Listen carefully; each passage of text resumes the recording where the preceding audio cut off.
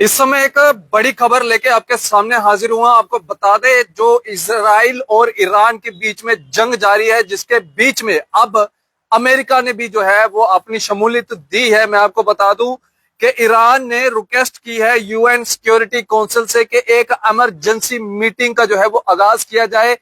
हो सकता है कि अगर ये मीटिंग होती है तो इसके बाद ईरान जो है कुछ बड़े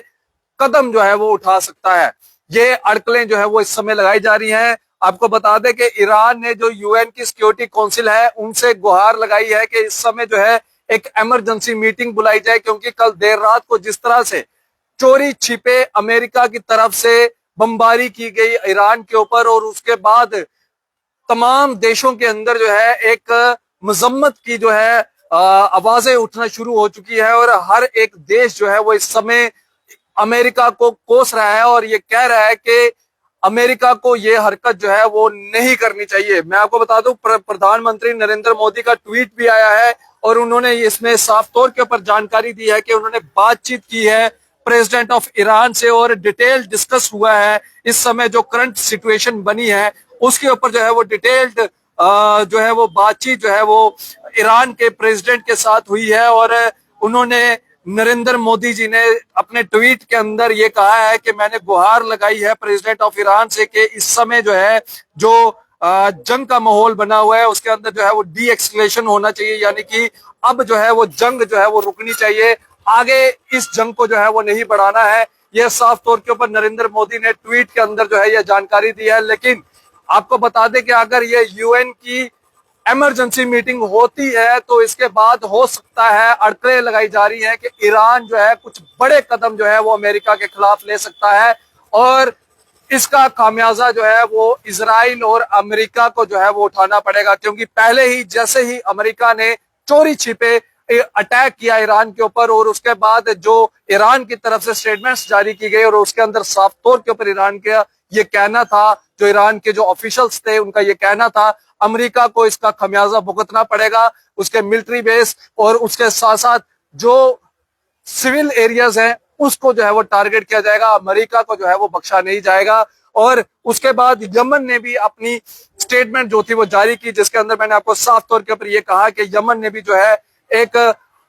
जो है प्रेस कॉन्फ्रेंस के जरिए ये साफ तौर के ऊपर ये कह दिया है कि जितनी भी अमेरिकन शिप्स हैं या वार शिप्स हैं अमेरिकन की, उनको जो है वो रेड सी के अंदर जो है वो टारगेट किया जाएगा। उसके बाद जो नॉर्थ कोरिया के किम जॉन हैं, जिनको तानाशाह भी कहा जाता है, उनकी तरफ से भी एक स्टेटमेंट जारी किया गया और उनकी तरफ से ये स्टेटमेंट जारी किया गया कि अगर ईरान को हमारे न्यूक्लियर वेपन की जरूरत है तो हम वो भी देने के लिए तैयार है। क्योंकि इस समय अगर हम ये मान के चले कि अगर ये डी एक्सकलेशन नहीं होता है वॉर का, तो पूरा विश्व जो है वो इस समय वर्ल्ड वॉर 3 के ऊपर जो है वो खड़ा है। क्योंकि कुछ ऐसे देश हैं जो ईरान को सपोर्ट कर रहे हैं और कुछ देश ऐसे हैं जो इजराइल को सपोर्ट कर रहे हैं, लेकिन नंबर ऑफ जो देश है जो ताकत रखते हैं वो ईरान के साथ है, जिसमें रशिया, चाइना